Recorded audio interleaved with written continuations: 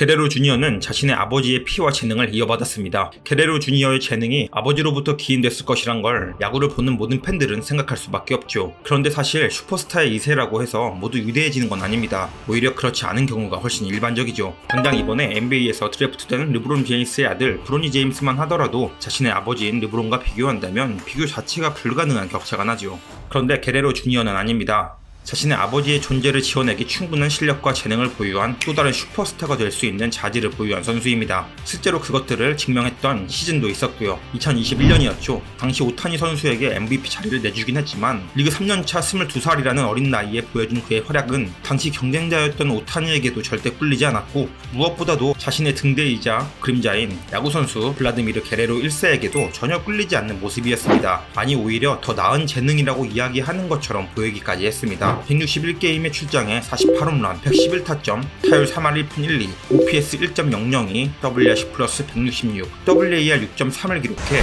자신의 아버지 게레로의 3년차 24세 시즌 기록인 160게임, 42홈런, 131타점, 타율 3할 1푼 6리, OPS 0.978, WRC 플러스 139, WAR 4.5 보다 더 훌륭한 스탯을 찍어냈었습니다. 정말로 또 다른 게레로를 볼 수 있는 거구나 할 정도로 게레로 주니어의 타격 완성도는 높아 보였고, 그도 아버지와 같은 위대한 길을 걸을 것만 같았죠. 그런데 또 세상이 그렇게 만만치 않죠. 아버지가 전설을 써내려가는 것과는 다르게 아들은 21년의 빅시즌을 이겨내지 못하고 오히려 반짝하고 사라질 것만 같은 느낌을 들게 만들었습니다. 전혀 21시즌이 생각나는 모습을 보여주지 못했거든요. 지난 2시즌뿐 아니라 올 시즌도 21시즌이 생각날 만큼 압도적인 위용을 보여주고 있지는 못합니다. 다만 한 가지 고무적인 건 수많은 거품설과 나락설이 이야기된 최악의 부진이었던 지난 시즌을 생각한다면 올 시즌은 한 단계 나아진 모습을 보이고 있죠. 그에게 무슨 일이 있었던 걸까요? 왜 그는 부진하기 시작했으며 어떻게 그는 그 부진에서 벗어나 반등하는 모습을 보이고 있을까요? 조금 더 자세히 파헤쳐 보겠습니다.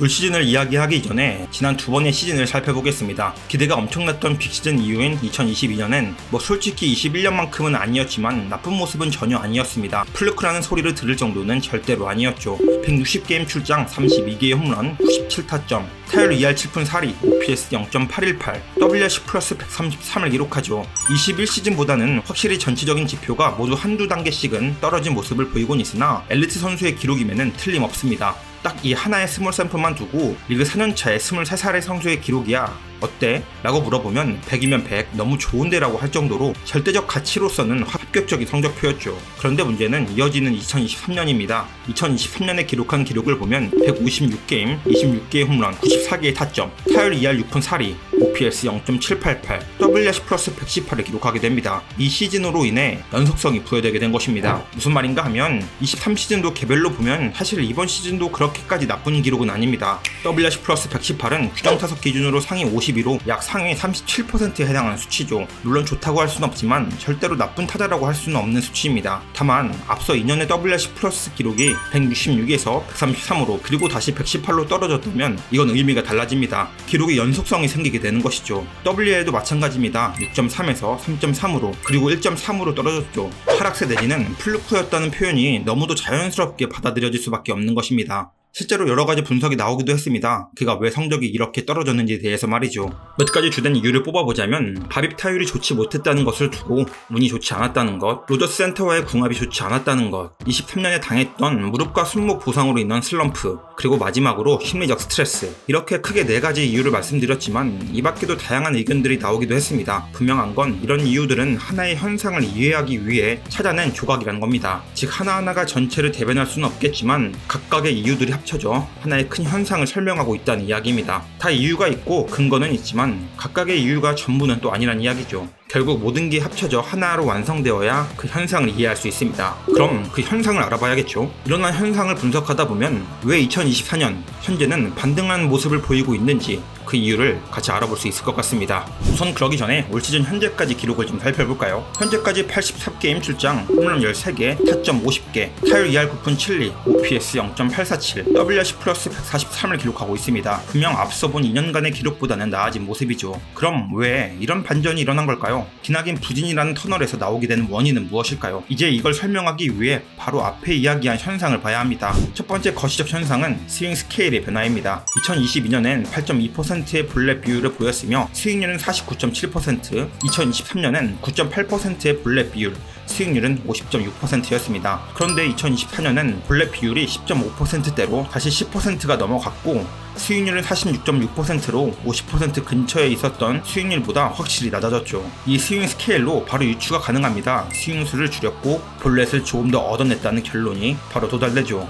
어찌 보면 21년과 유사한 형태로 옮겨가고 있다고 볼 수 있겠습니다. 조금 더 디테일하게 보면 존 수익률이 지난해 74.2%에서 67.1%로 줄었고 존 바깥쪽에 대한 수익률이 28.8%에서 26.7%로 줄었습니다. 초구에 대한 수익도 41.4%에서 28.7%까지 줄어들었죠. 왜 이런 선택을 하게 됐을까요? 스윙 테이크 런밸류로 보면 이해가 좀 되는데요. 섀도우 존 피칭에 대한 타격 가치가 23년 -23에서 24년 -4가 되었습니다. 그리고 섀도우 존보다 조금 더 벗어난 체이스 존에 대한 타격 가치는 23년 18 그리고 올해가 8입니다. 23년에 비하면 섀도우 존의 대응이 좋아졌고 체이스 존은 좋지 않아졌죠. 이게 앞선 스케일 변화와 합쳐지면 공통점으로 의미하는 바가 생깁니다. 바로 존을 좁혔다입니다. 컨택에 자신이 있었을 겁니다. 존을 넓게 설정하고 들어오는 공에 대해서 공 보고 공 쳐도 타구 속도와 타구 질이 아주 좋았죠. 다만 어쨌든 결과는 계속해서 나빠만졌습니다. 그리고 사람 심리라는 게 참 그럴수록 오히려 더 공을 쫓는 스윙을 하게 되었고 그런 시간들이 길어지면서 결국 자신이 잘 칠 수 있는 공들이 아닌 거에도 배트가 계속해서 나오게 되었을 겁니다. 한마디로 자신의 존이 붕괴되었다는 것이죠. 특히 바깥쪽 낮은 쪽과 몸쪽 높은 공에 지독하리만큼 약점을 드러냈죠. 그래서 올해는 맘먹고 존을 좁혔습니다. 초구를 더 많이 보고 더 기다리는 쪽으로 볼카운트 싸움을 하기 시작했습니다. 그러니 살짝씩 벗어나는 존에 대해서 손이 잘 안 나가게 되었고 가급적이면 자신이 좋아하는 코스의 공만 노려치기 시작했습니다. 결국 이런 순환이 더 낫다라는 걸 현재 성적이 의미하고 있습니다. 그는 자신의 아버지와는 전혀 다른 스타일의 선수인 거죠.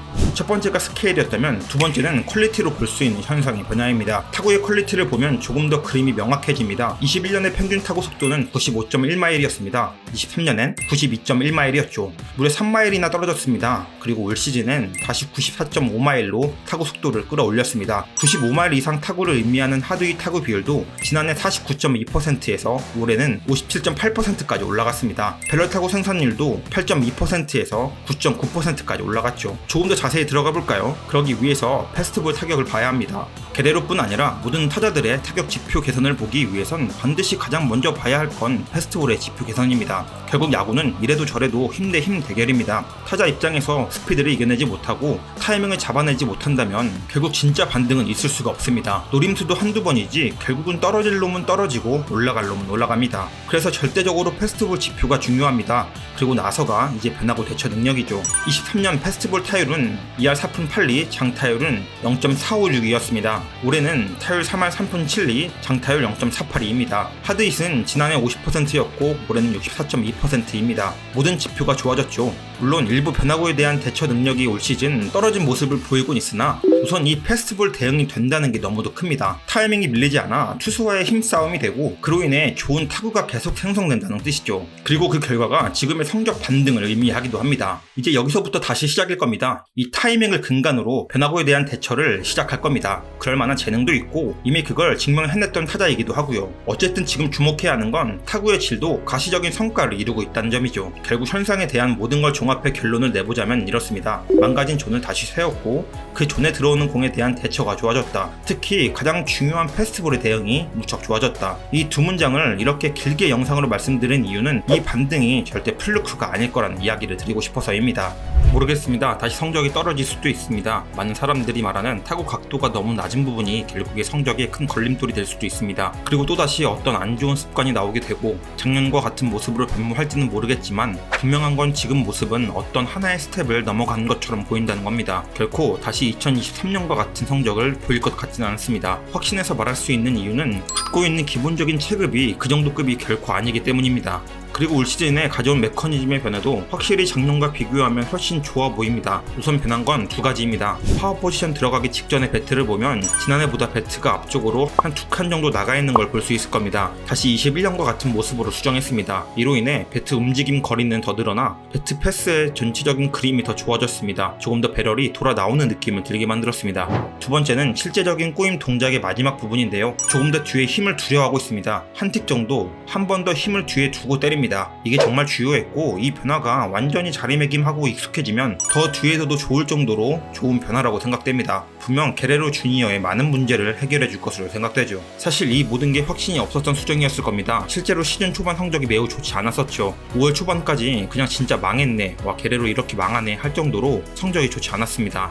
하지만 결국 묵묵히 이겨냈고 증명을 해내고 있습니다. 물론 아직도 절반이 남았습니다. 이제야 반환점을 돌았을 뿐이죠. 과연 게레로 주니어는 올 시즌 어떤 기록을 쓰게 될까요? 다시금 자신의 시간을 멈춰있던 궤도에 올려놓을 수 있게 될까요? 그리고 그는 토론토에 계속 머물게 될까요? 어쩌면 2024 MLB의 히든 크랙이 될지도 모릅니다. 그를 둘러싼 MLB 흐름을 꼭 주목해보시죠. 오늘의 영상은 여기까지입니다. 감사합니다.